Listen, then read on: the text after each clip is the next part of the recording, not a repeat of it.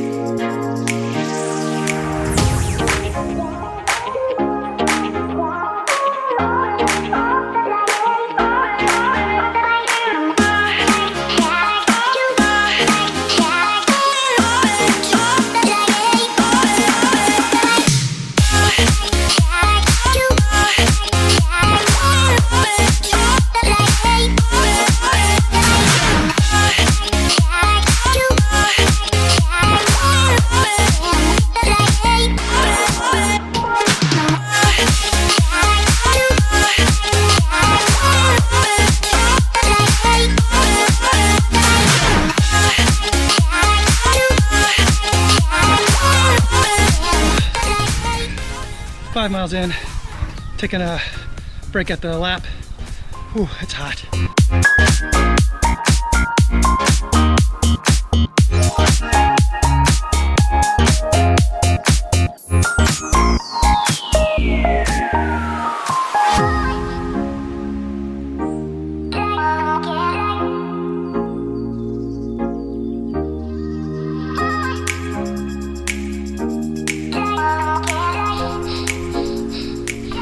All right, 10.47 miles, 8:27 per mile. Man, it's hot. Oh, so hot. I ran in the Saucony Ride 10 GTXs, which was the last version before this. All winter long, I got 300 miles in on that shoe. Sorry, I'm holding the dog. Had over 300 miles of winter miles in that shoe. I ran in sub-0 Fahrenheit temperatures, not including wind chills. Got a lot colder than that. That shoe had Everun. That was my first exposure to Everun, and I absolutely loved it. The last two most memorable runs I had in the Saucony Ride 10 GTX were the winter F3 half marathon, where I had a PR in the half marathon in January in Chicago along the lakefront. And then the following week, I just went for a long run for the heck of it, and I ran 19.5 miles at almost the same exact pace as that half marathon PR. So Everun is just magic. I had Everun in the Kinvara 9, but that shoe had a couple of issues with it, which kept it from being a favorite shoe of mine. So when I saw this, especially in like an all white with like a knit top version, I was super, super excited. I love the tread that's on the bottom of these. The women's color of this shoe, by the way, is all white. It has a white sole, and I wish they had done that with this, even though white soles get dirty. But I understand the gray sole because it's gonna help it kind of look fresh for a little bit longer, so I can appreciate that.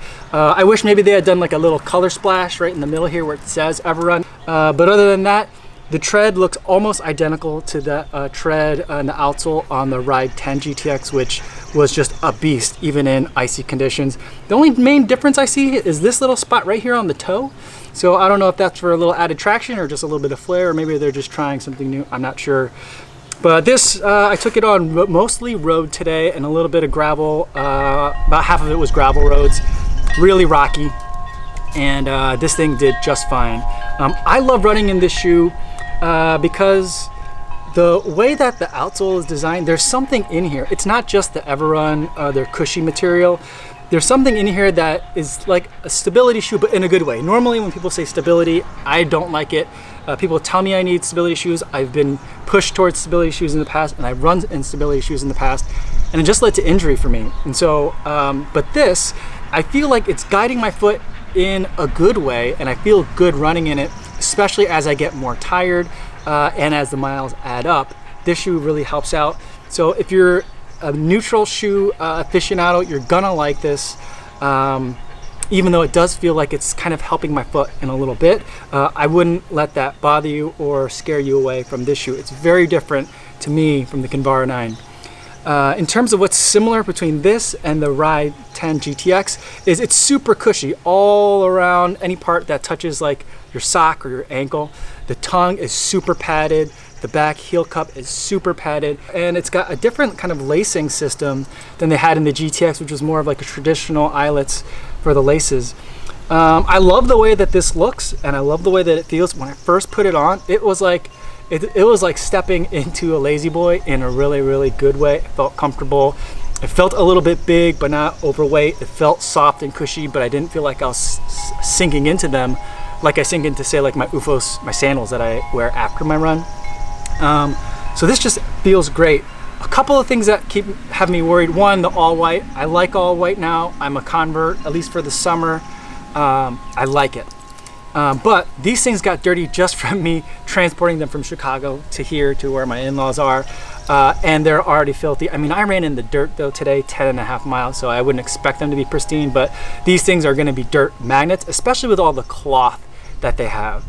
And number two, the thing that I would be concerned about, today was extremely, extremely hot. I haven't been this hot since I ran the Chicago Marathon. I was originally planning for 15 miles today. I cut it at 2 laps around the neighborhood, so I only had about 10.5. Because of the heat, and it was a little bit of a recovery run today anyway, so I didn't want to push it. But even then, this shoe is completely soaked. So I don't know if it's just that it was that hot, and it certainly could have just been that hot, and any shoe I wore today could have been soaked by the time I was done. But I think this is going to be a hot shoe temperature-wise, and not just a hot shoe, but a temperature-wise hot shoe, even with the new changes with the ISO upper. And so that's something to be aware of. By the time I got done with the end of my run, as I was walking from the street back to the house, I felt like my right foot was a little bit soggy, and I thought maybe I was just imagining it, but once I took my shoe off and looked at my sock and felt and touched the shoe, definitely some water had collected, because it was just it collected that much heat. So that's something I'm going to keep an eye on. Tomorrow I'm going to try to head out a lot earlier. I'm going to go on a 15-mile run. I'm going to try to hit the Heritage Trail. Hopefully I'll have a little bit more tree cover. I had like no tree cover today, so the sun was beating down on me. So I'm hoping for tomorrow I'll get a better gauge of kind of the ability of this shoe to regulate heat. I'm going to try to get out a little earlier when the temperatures are a little bit more manageable. But I think that so far this is going to be my go-to long distance shoe for distances like 15 miles or more. It's going to be between this and the Asics Dynaflight 2 and the Pegasus 35. Those are like my top 3, not necessarily in that order, but those will be the ones that I'm going to reach for. The ones that don't necessarily feel like the most nimblest of shoes at low speed, but on long distances, they're just perfect. But this might be also my overall favorite shoe of the summer. It doesn't look the best, but it looks pretty good, and it just is amazing. Yo, what's going on?